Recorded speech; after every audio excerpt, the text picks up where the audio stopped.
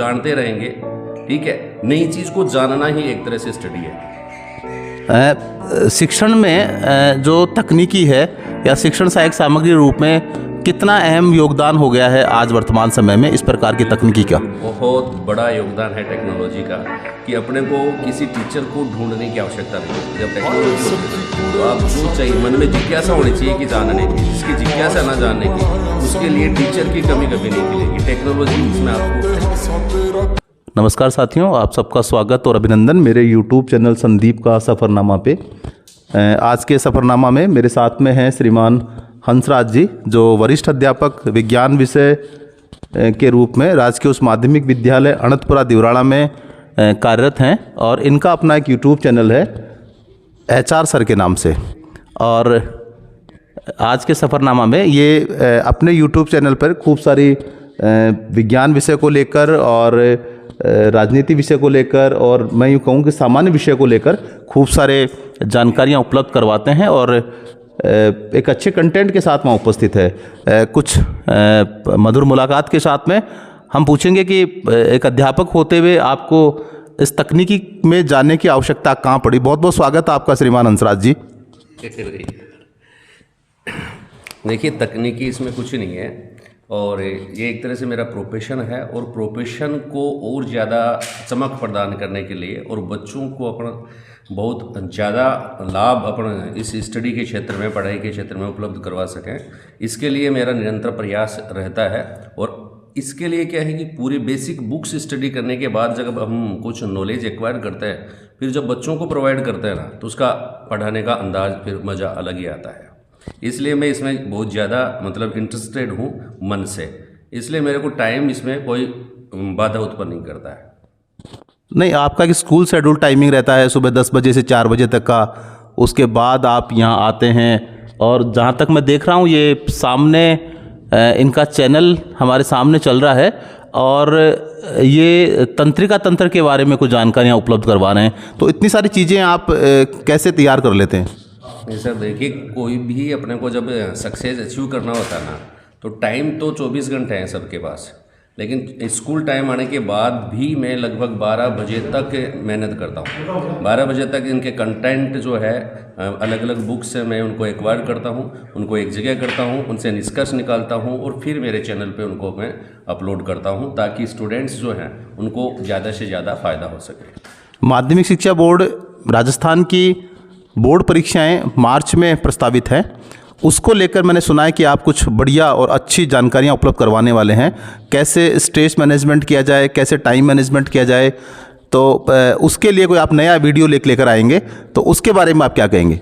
जी बिल्कुल, board examination के लिए जो बोर्ड का ब्लूप्रिंट है, उस ब्लूप्रिंट के हिसाब से मैं एक मॉडल टेस्ट पेपर भी तैयार कर रहा हूँ और साथ में बच्चों को एग्जामिनेशन के लिए जो स्ट्रेस डेवलप होता है उसको अपन कैसे दूर करें, इसके बारे में मेरा एक सुनियोजित एक प्लान्ड क्लास अभी जल्दी ही मैं यूट्यूब पर डालूंगा ताकि अधिक से अधिक विद्यार्थी लाभान्वित हो सकें। आपका विषय विज्ञान रहा है, तो विज्ञान को लेकर आप क्या कहेंगे? नहीं, साइंस जो है एक सुनियोजित ज्ञान है जिसका अपन जैसे मान लो कि प्रैक्टिकली अपन इसको प्रूव कर सकते हैं, दैट इज साइंस। ठीक है, साइंस के अलावा भी मैं ये मानता हूँ कि चीज़ चाहे सब्जेक्ट चाहे कोई भी हो, वो एक टीचर के लिए, वो एक स्टूडेंट के लिए क्या है, एक नई चीज़ है और प्रत्येक टीचर कोई सब्जेक्ट से बंधा हुआ नहीं होना चाहिए। उसी नॉलेज को एक्वायर करने की उसकी कोशिश होनी चाहिए, जानना चाहिए कि वास्तव में ये चीज़ है क्या। क्यों? जब तक नई चीज़ हम जानते रहेंगे, ठीक है, नई चीज़ को जानना ही एक तरह से स्टडी है। शिक्षण में जो तकनीकी है या शिक्षण सहायक सामग्री रूप में कितना अहम योगदान हो गया है आज वर्तमान समय में इस प्रकार की तकनीकी का? बहुत बड़ा योगदान है टेक्नोलॉजी का कि अपने को किसी टीचर को ढूंढने की आवश्यकता नहीं पड़ती। जब टेक्नोलॉजी होती है ना, तो आप जो चाहिए, मन में जिज्ञासा होनी चाहिए कि जानने की, जिसकी जिज्ञासा ना जानने की, उसके लिए टीचर की कमी कभी नहीं खिलेगी। टेक्नोलॉजी इसमें आपको हेल्प करती है। दूसरी बात, एक तरह से 3D प्रिंटिंग या पेंटिंग जो है ना, वो आपका 3D स्वरूप जिसको अपन कहेंगे, वह 3D डायमेंशनल मतलब त्रिविमीय रूप जो जीके का देख लीजिए या किसी भी सब्जेक्ट का देख लीजिए, वो टेक्नोलॉजी अपने को प्रोवाइड करती है। आप पहले क्या सामने से ही याद करते हैं, हाँ भाई इस प्रकार से अपन प्रेसिडेंट को हटा सकते हैं, ठीक है, या फिर हार्ट जो है इस प्रकार का होता है। अब आप उसको सराउंडिंग स्टडी करना चाहिए, चारों तरफ से हार्ट को घुमा के देखना चाहिए ना, तो वैसे वीडियो भी आपको यूट्यूब पे मिल जाता है। टेक्नोलॉजी इसमें अपना बहुत सपोर्ट करती है और अपने को टॉपिक क्लियर करवा दी है। एक आखिरी सवाल आपसे, क्या तमाम लोग जितने हैं उनको यूट्यूब के साथ जुड़ना चाहिए, या क्या कहेंगे आप नए शिक्षकों को कि आप लोग भी जो जितना आपके पास में जो आपका मानसिक संसाधन है उसका कितना उपयोग करें, और क्या सोचते हैं आप इस तकनीकी को लेकर? देखो यूट्यूब जो है ना, एक जो अपने ये कहेंगे कि फिजिकली जो अपने क्लासरूम में पढ़ाई करवाते हैं, उसके अलावा यूट्यूब में भी आपको प्रयास करना चाहिए। क्यों? क्योंकि यूट्यूब पर उन स्टूडेंट्स को भी मदद मिलती है जो बेचारे स्कूल नहीं जा पाता है, या फिर उनको टाइम नहीं मिल पाता किसी टीचर के पास रीड करने का, किसी इंस्टीट्यूट को ज्वाइन करने का। तो इससे क्या होता है कि वो टीचर जो है घर स्टूडेंट्स जो होता है ना, उनको घर बैठे एक तरह से बढ़िया टीचर उपलब्ध हो जाता है। तो जो भी टीचर इस यूट्यूब से जुड़े, तो मैं ये कह रहा हूँ कि वो बढ़िया से बढ़िया तैयारी करके बढ़िया से बढ़िया कंटेंट के साथ यूट्यूब पर आए, ताकि बच्चों को इसका प्रॉफिट मिल सके। जी, आप देख रहे थे मेरे साथ में मेरा यूट्यूब चैनल संदीप का सफ़रनामा, और हमारे साथ जुड़े हुए थे हंसराज जी, और वरिष्ठ विज्ञान अध्यापक हैं। और आपका पुनः एक बार स्वागत और अभिनंदन।